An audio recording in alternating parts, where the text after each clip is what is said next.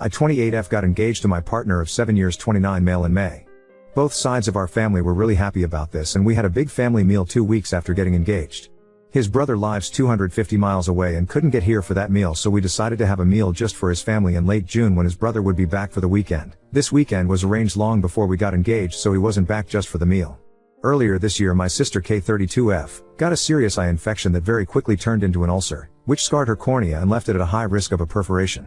She needed a corneal graft, but her surgeon was away for 4 weeks, so she was going to have to wait until he got back to have it. However, her eye didn't hold and it perforated the day I was supposed to be going to the family meal with R's brother. Kay's wife was at work and had her phone turned off and our mom was away with our stepdad, so when Kay called me to let me know what was happening I knew she would be at the hospital on her own. I immediately talked to my boss and he let me go early so Kay wasn't on her own. I texted R to let him know what was going on and he texted me back to send Kay his love and to remind me about the meal that night. I ignored the comment about the meal as it was the last thing on my mind. Once I got to the hospital, I was taken back into a room where Kay was, to be greeted by 3 doctors and 2 nurses rushing around trying to help Kay. I was then informed that she needed to have an emergency operation to have her eye glued or else she would lose it. The problem was that they didn't have a surgeon at that hospital that could do it and she needed to go to another hospital an hour and a half away.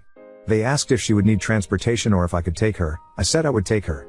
Once we got to the other hospital we were told that she would be having the operation at 5:30 p.m. I knew then that I wouldn't make the dinner and text R to let him know. He flipped out and basically told me to leave Kay at the hospital and have her wife pick her up after the op was done. At this point I still hadn't been able to get a hold of Kay's wife. I told him that wasn't going to happen and that he was out of order to even ask me to do that. I then texted his mom and told her what was going on. She was really supportive and told me to stay with Kay and let her know how the op goes. A dinner can be rescheduled, Kay's health can't. I also spoke with his brother who was equally as understanding. I stayed with Kay. Her operation was a success and I got her back home about 9 p.m. Her wife had ordered some Chinese and offered me some, which I happily accepted as I hadn't eaten since lunch. With that I didn't get home till about 11 p.m. and R was already asleep. R was very short with me for days after and we ended up having a huge fight where he told me that I should have put his brother and family before Kay.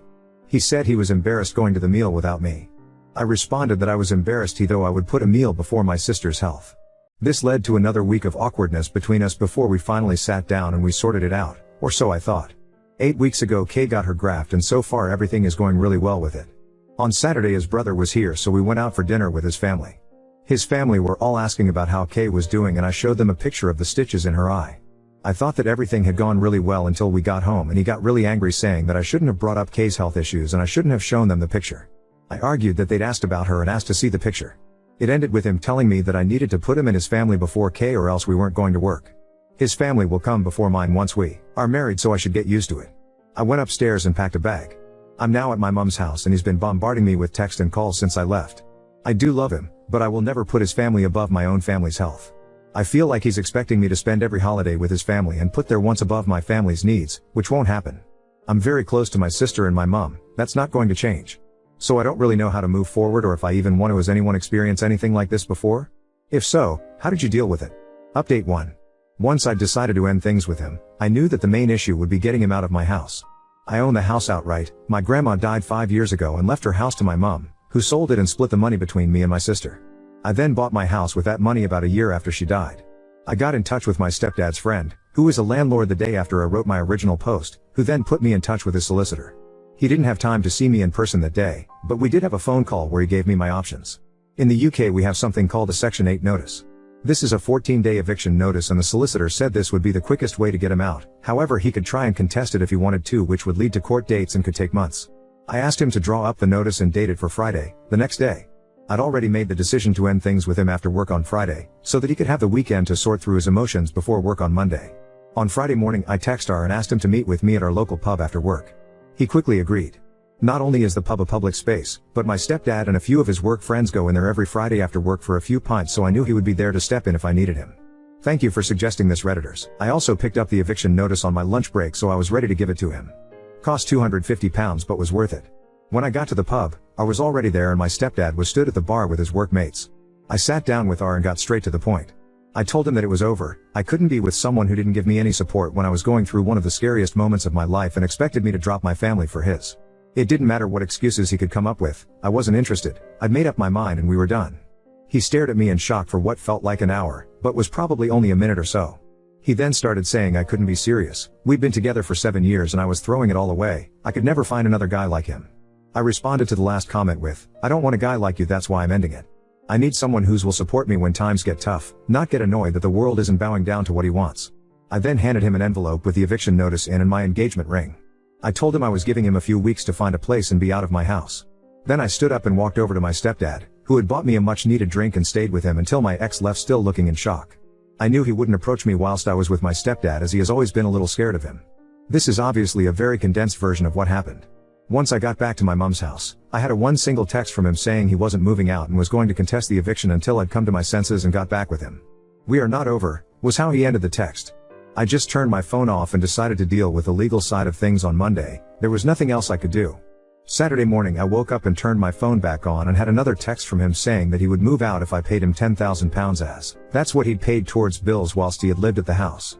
He paid for half the electric, gas, Wi-Fi and Sky package. Note, the Sky package is only as expensive as it is because he has to have every sports channel known to man, so his half literally just paid for the sports channels. I'd already asked the solicitor about this though, and he'd assured me that I didn't owe him any money as he hadn't contributed to a mortgage or any renovations of the house. It was just general expenses. He also knew that I don't have £10,000 just lying around.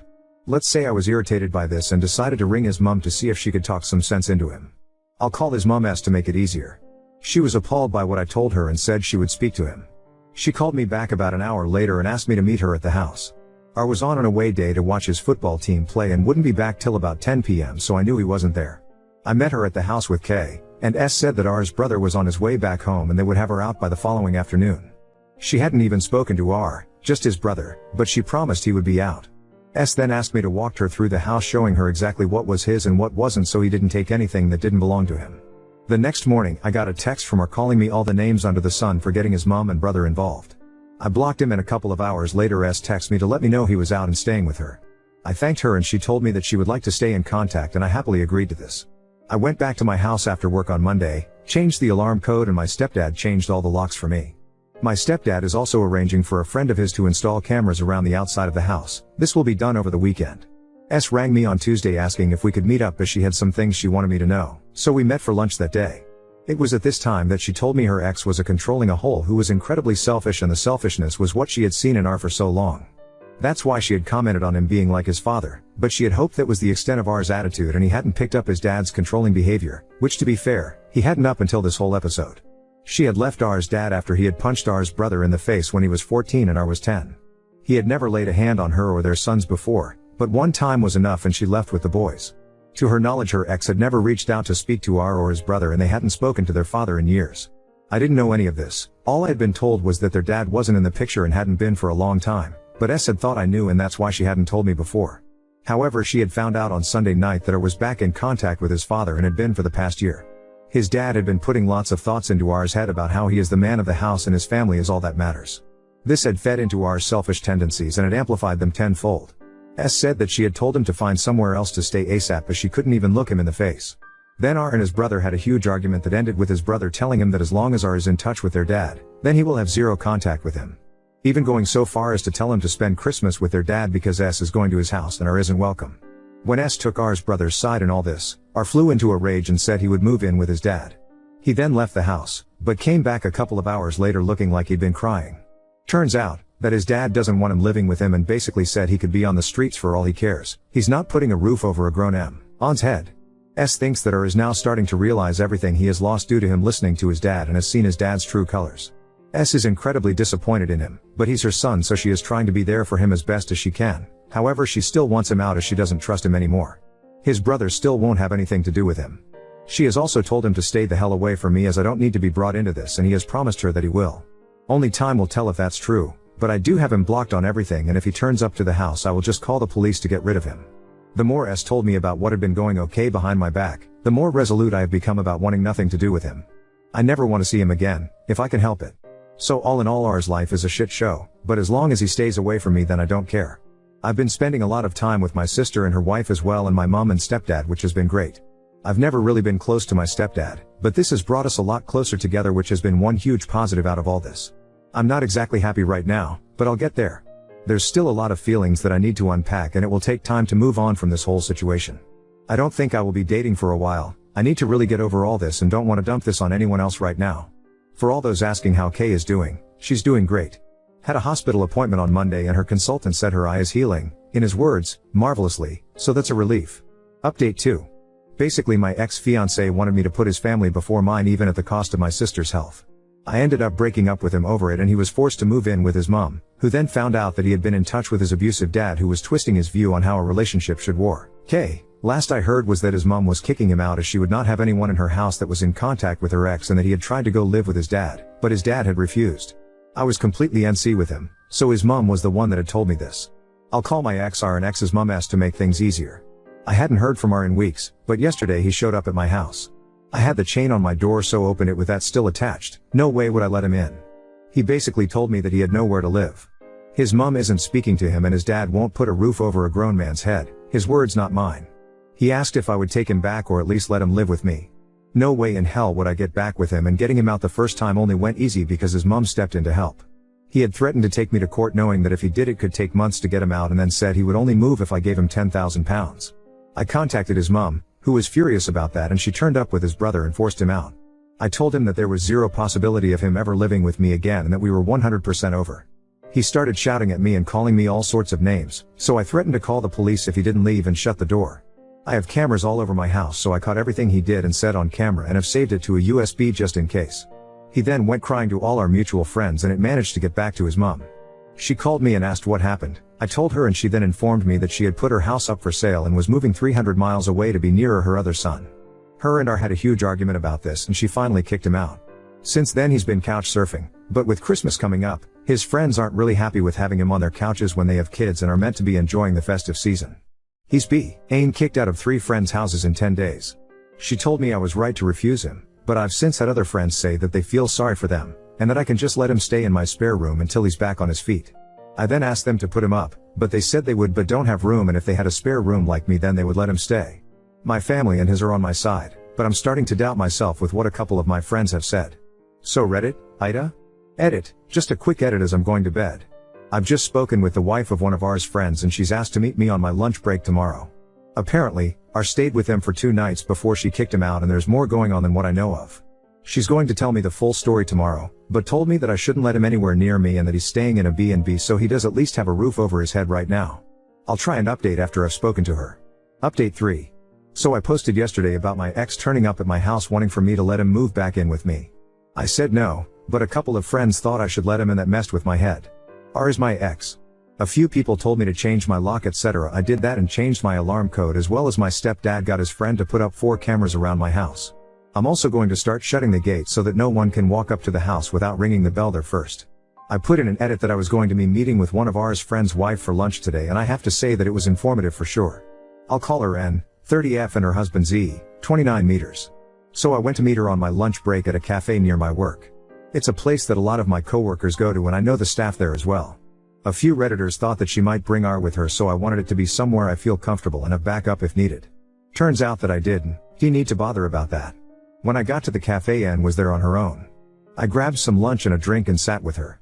We went through the usual small talk before she started telling me what had been going on.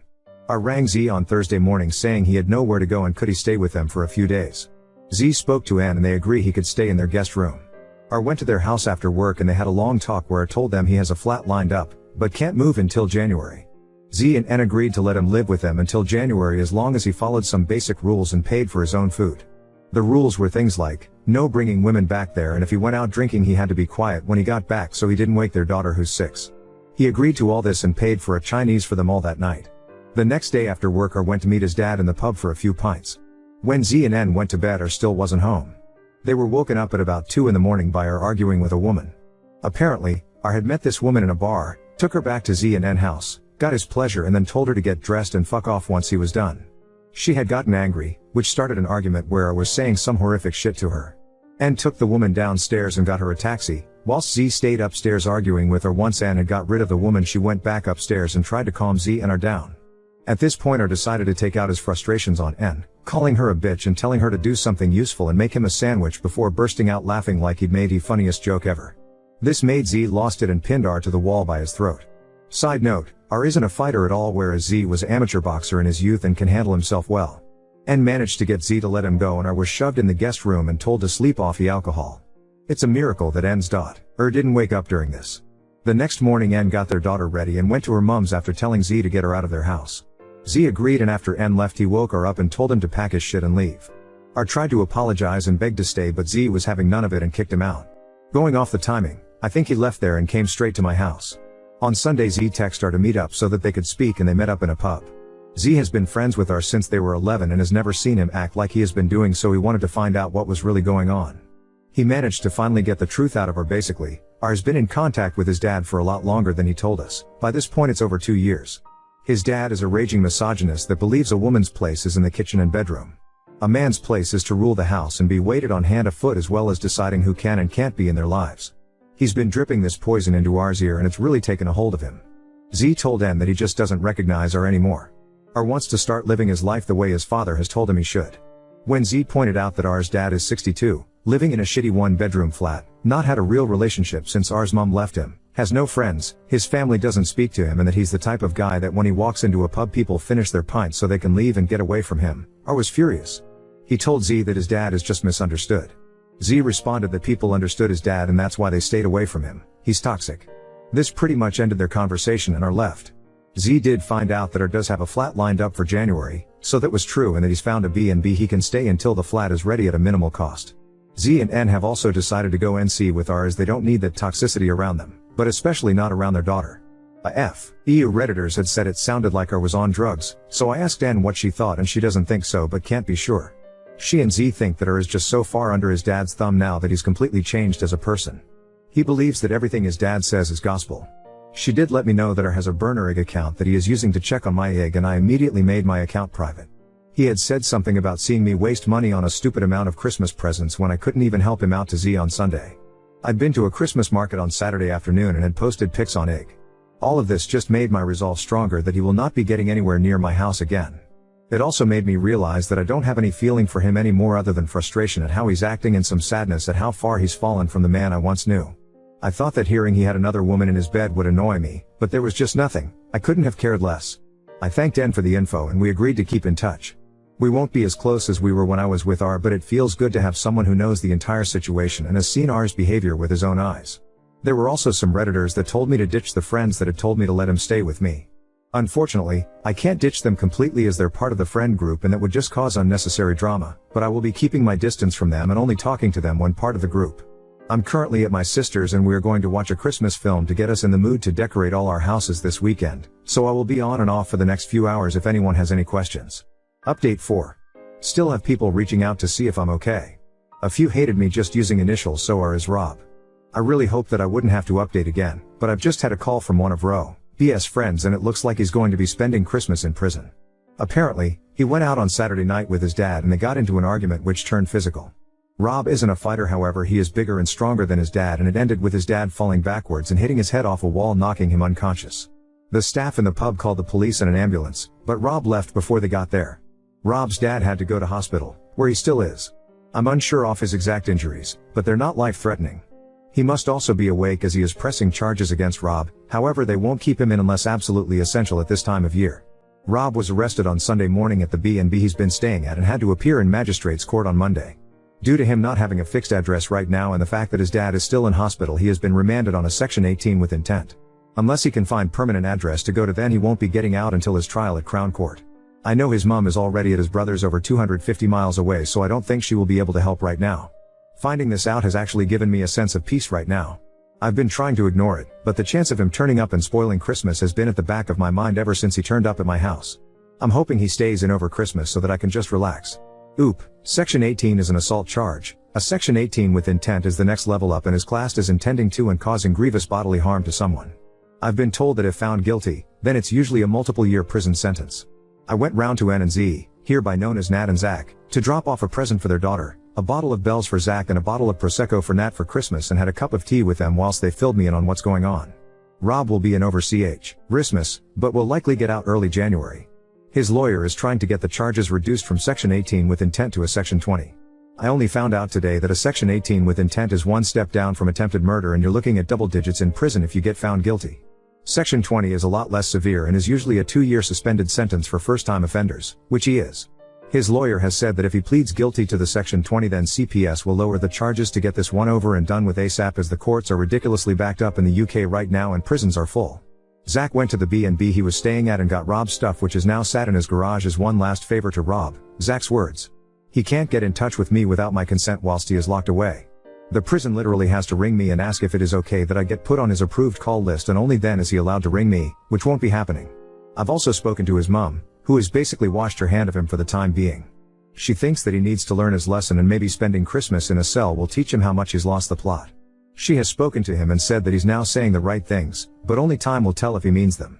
He is talking about moving to be near his brother to get away from their dad, so maybe he has seen the light. His brother has refused to go onto his call list, so Rob can't contact him, so I don't know how that will work. As for his dad, he is still in hospital with a broken hip and has had to have surgery to fix it. The broken bone and head injury is why the charges are so high right now. I feel like a weight has been lifted off my shoulders, knowing he can't ruin my Christmas. I'm just about to pack everything into the car and go and stay at my mom's until January 2nd, but thought I'd finish the year off letting everyone who's helped me and supported me this know what's going on. Merry Christmas to everyone that celebrates it, and hope everyone is doing well. I've refused to speak to him, so no groveling. I'm waiting for his legal issues to finish before I give a final update. Right now he's still waiting on sentencing. He's back in court in April, so I will give a full update after that. Hi all, sorry it's been a while since my last update, but I wanted everything to be finished before I update it again. Rob spent Christmas on remand in prison. He didn't get out until the second week of January, and that was only because his mum agreed to let him stay with her again. He had his plea hearing the first week of February, where he pleaded guilty to a Section 20 assault. He then had to wait until last week to get his sentencing court date. I didn't know how much actually goes into sentencing.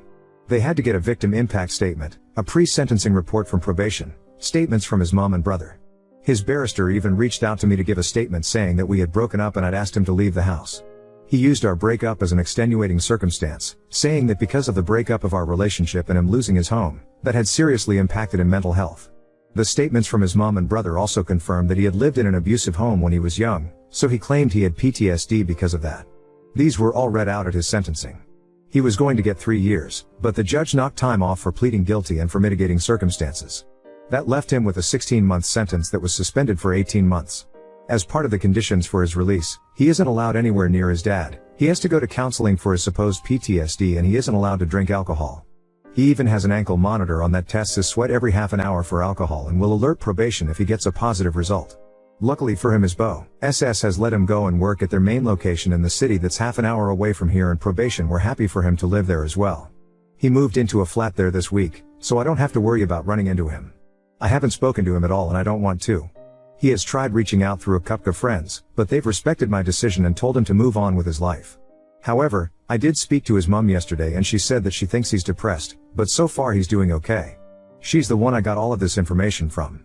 It's a strange mix of emotion for me towards him, as I still care on some level, just not enough to keep him in my life. I know I need to keep him away from me, as I can never see him like I did at this time last year. It's crazy to think that it's only been a year since we got engaged. So much has happened. Other than those mixed emotions, I'm doing well. I've been hanging out with my sister and her wife a lot more, as well as catching up with friends. I'm still working at the same place and I don't see that changing anytime soon. For the people asking about my sister, she's doing good. She had a setback last month, but she seems to be over that now and has just been approved to have some form of newish stem cell treatment at the UK's biggest eye hospital. Which is fab news. She tried to explain it to me, but it involves them taking her blood and putting it into her eye, which grossed me out, so Elle told her to stop. However, because she's my sister, she then sent me pictures of what they do and Mum had to step in and tell her to stop. No matter how old we get, I don't think we will ever stop trying to annoy each other.